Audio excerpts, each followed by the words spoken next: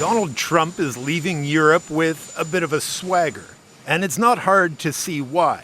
A series of trade agreements have emboldened the Trump administration. Good afternoon. His deputies extended a trade truce with China that Trump is expected to sign off on this week. I think that the Chinese were surprised by the magnitude of the Japan deal, by the magnitude and the terms of the European deal. That 90-day Chinese truce would ensure American access to critical rare earth minerals and could set the stage for more deals to come before the president's August 1st deadline, now just days away. I think the trade deals are working out very well, hopefully for everybody, but for the United States, they're very, very good. Canadian officials are hoping to reach a deal to avert new, higher tariffs on Canadian products entering the U.S.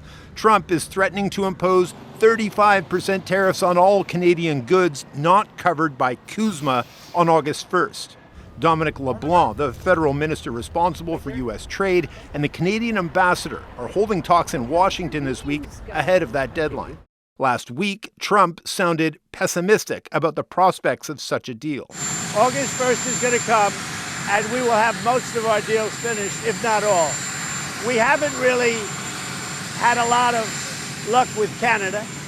I think Canada could be one where they'll just pay tariffs. Please welcome Ambassador Hoekstra. In Winnipeg on Tuesday, the U.S. ambassador to Canada added a small dose of optimism to the mix. Hopefully very soon we will be able to outline an agreement that is good for the United States and is also good for Canada to reframe exactly what that relationship is going to look like with Canada. It will change.